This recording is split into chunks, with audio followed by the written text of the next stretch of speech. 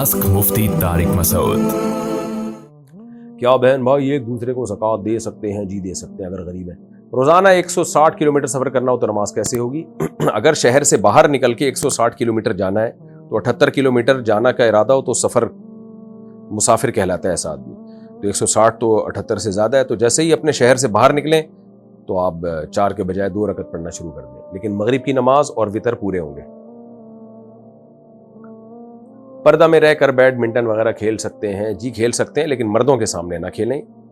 ख़वातीन indoor game खेलें और उनके लिए हुकूमत को भी चाहिए ऐसे इंडोर गेम्स का इंतज़ाम करे। आजकल घर बहुत छोटे छोटे होते हैं, सेहतें ख़राब हो रही हैं। पहले ज़माने में तो गांव में घर इतने बड़े बड़े होते थे, ख़वातीन की वॉकिंग अच्छी खासी हो जाती थी, फिर सीढ़ियों पे चढ़ना उतरना, इधर जाना उधर जाना। गांव देहातों में तो बहुत उनकी फ़िज़िकल एक्टिविटी बहुत होती है।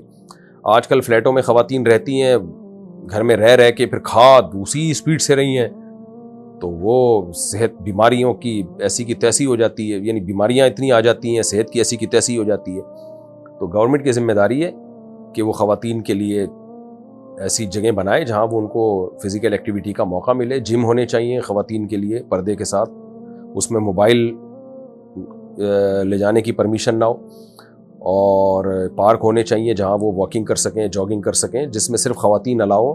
पहले गोरे इसका ख्याल करते थे जब तक उनका फैमिली सिस्टम था। मैं किसी कंट्री में गया, मुझे याद नहीं, शायद ऑस्ट्रेलिया में, वो पुराने दौर के गोरों के पार्क बने हुए हैं जिसमें सिर्फ ख़वातीन को और छोटे बच्चों को इजाज़त थी। यानी गोरे भी किसी ज़माने में गैरतमंद हुआ करते थे कि वो पार्क सिर्फ ख़वातीन के लिए थे कि ख़वातीन यहाँ जॉगिंग करेंगी, किसी मर्द का दाखिला यहाँ नाजायज़ है। अब तो चूंकि उनका ख़ानदानी निज़ाम ही तबाह बर्बाद हो गया, अब तो मर्द और औरत का फ़र्क ही ख़त्म होता जा रहा है, पता ही नहीं चलता है कमबख्त ही है, शी है, क्या है। तो चंद साल पहले तक अंग्रेज़ों में भी इन चीज़ों में बड़ा ख्याल था, अब भी होगा बाज़ जगहों पर।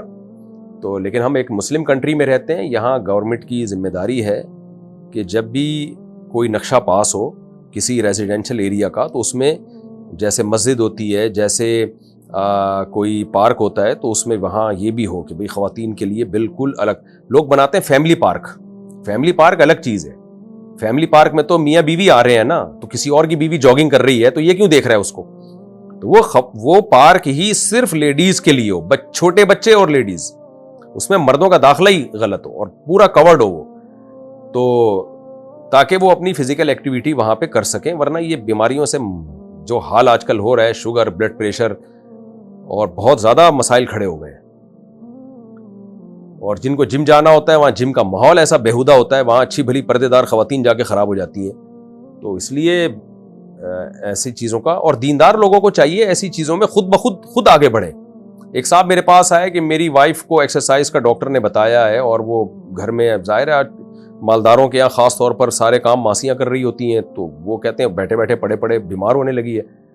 तो जिम जो ऐसे होते हैं उसमें को होते हैं, उसमें लड़के भी आ रहे हैं। मैंने कहा आपको अल्लाह ने पैसा दिया, आप जिम बनाओ एक, या चंदा करके या लोगों से कलेक्शन करके, भाई हम अपने इलाके में खुद अपनी पर्दादार ख़वातीन के लिए एक जिम बना लेते हैं। हम उसको बेशक सोर्स ऑफ इनकम बना लें आप, फिर सोर्स ऑफ इनकम बनाना है तो फिर चंदे पे नहीं हो, फिर वो शिरकत पे हो और अपना पैसा इन्वेस्ट करें। और अगर सोर्स ऑफ इनकम नहीं है या आपके पास इतने पैसे नहीं है तो फिर चंदा करके एक बना लें भाई, कि भाई सब महल्ले वालों की एक ज़रूरत है, ख़वातीन और बच्चों के लिए एक अलग ऐसी जगह बन जाए।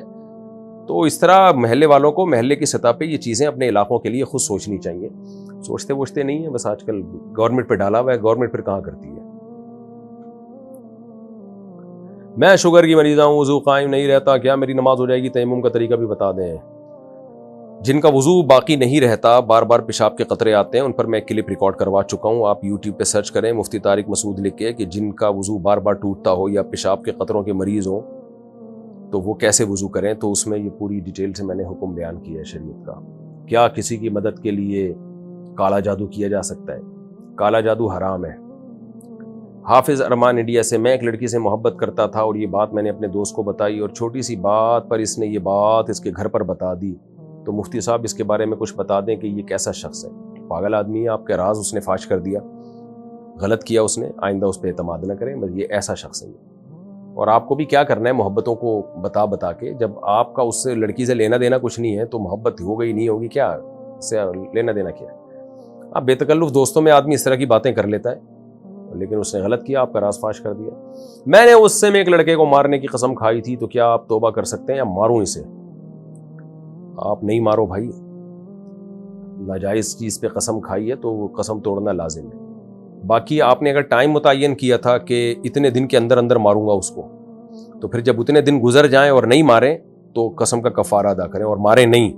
اور اگر ایسے ہی کہا تھا میں اس کو نہیں ماروں گا، کوئی ٹائم متعین نہیں کیا تھا، تو پھر قسم ٹوٹے گی آپ کی موت کے وقت یا اس کی موت کے وقت، کیونکہ اس وقت پھر قسم کا یعنی امکان ہی ختم ہو جائے گا نا۔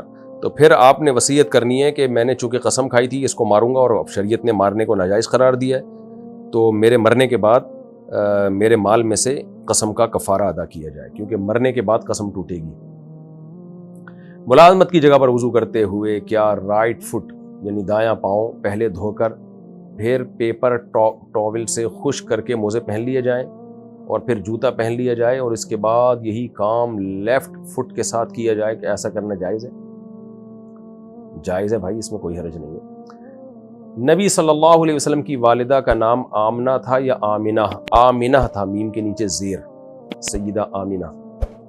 قبرستان میں بورنگ کروا کر پانی نکالنا کیسا ہے؟ جائز ہے۔